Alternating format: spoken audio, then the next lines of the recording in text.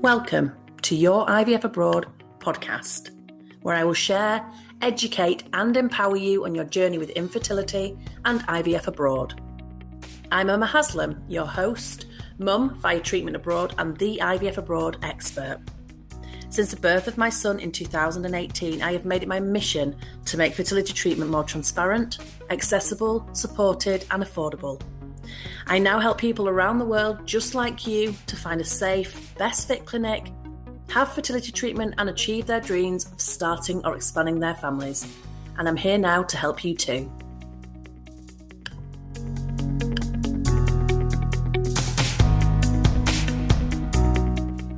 Hello and welcome to this week's episode of the podcast. I am Emma Haslam and today I'm going to be talking to you about my 5 top money-saving tips for fertility treatment abroad. And if you hang on until the end as well, I'm going to give you a link to a free downloadable that gives you more tips. And these are things that my husband Adam and I actually did to help save money for treatment abroad. Because even though you can save thousands of pounds going abroad, even all in with flights and accommodation, it's still a big expense having fertility treatment, right? No matter where you go. And unless you've already got the money, which lots of people don't have, then people generally have to save. And so we looked at the things that we did to save money, and we've put some of them into this podcast and more of them into a free downloadable for you as well. So I'll link it in the show notes and I will come to the link as well at the end of the podcast. But before I get started on this week's episode, I just want to share some really flattering and lovely news, which is I have been nominated for an award, which is the European Fertility Society's award, and it's their Fertility Care Awards for 2022. And I've been nominated for the Best Fertility Service category, which is so amazing. Not in terms of winning an award, I'm not so much about that, but the fact that I've been nominated and asked to enter shows that the work that I'm doing is having an impact. And when I have my darker moments of infertility, which I'll be honest, I still do have, then it spurs me forward because the work that I'm doing now is so important, I feel. It's that big 2 fingers up to infertility. It's helpful to me and it's helpful to hopefully lots of other people because I want people to take back some control. I want people to stretch their budgets further if needed. I want them to look back with no regrets, no matter what the outcome. And I want them to have choices when they look outside of kind of their home country. And so, yeah, it's just amazing. I'm so pleased. And I don't think I'll win. And that's okay. I'm okay with that. But to be asked just shows that this work is so important. And when I talk about dark days of infertility, that probably sounds really odd. Well, it might not to some of you if you listen to this with secondary infertility. But, you know, I am so grateful that I have my son. I'm so happy. But I wish I wasn't infertile. I wanted more children. I'd love more children, but I don't want to go through any of it again.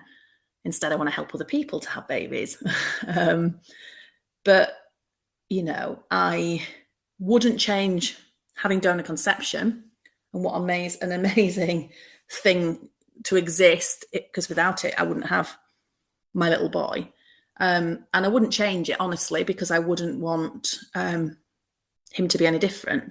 But I've no idea how he'll feel about things when he's older. And we'll love and support him through, and we'll get through anything. I know we will. But I do wish for a less complicated story for him. And I can't change that. You know, the story is complicated. And I wish it was just as easy as having sex and having a baby, like normal people, in inverted commas. And that, you know, fertility treatment had to be paid for and wasn't free. All of those things I still think about from time to time.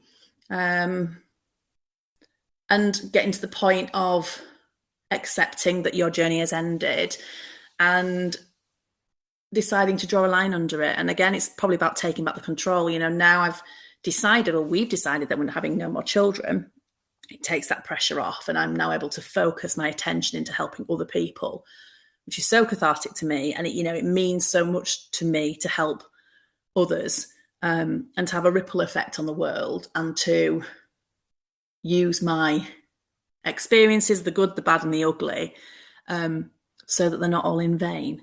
So that's why it means a lot to me to have been nominated for that award. So I will keep you posted. But let's move on to today's episode. So my 5 top tips for you are: consider what country you're going to. Now, hopefully you've listened to the last 2 episodes where I help you to decide on destination and find a clinic. When you're looking at destinations that you can go to, there probably will be a few, I'm sure, which you then need to narrow down, don't you? So by looking at the cost of treatment in those countries, which tends to be fairly similar between clinics, but different between countries, that might be another way of whittling down the list of countries where you can go for treatment. And if you are on a budget, then it's good to understand that upfront before you get too invested in a particular country and then a clinic. And then thinking about that country, what's the cost of living like when you get there? Is it cheap? Is it expensive? Can you get there easily? If you're flying, are there direct flights, etc., on the low-cost airlines? Because all these things factor into the total cost of your treatment. My next tip is to think about when you're going to have your treatment, avoiding things like school holidays, festivals in the country that you're going to, and then your main events, things like Christmas, where everything everywhere goes up. Consider having your consultations online to save you money. Most clinics will offer an online consultation. You may wish to go to see the clinic to have your consultation, and that's fine. But if you're trying to save money, then this is a good one, because while there may be a cost for that consultation, there might not be too. You're not having to pay for flights and accommodation. But if you do decide to go out and visit a clinic in person, then I would recommend going and seeing 2 or 3 in the same trip, so you really get the most out of the money that you spent to go and see them. My next tip is shopping around for your medication. Prices of medication can vary massively.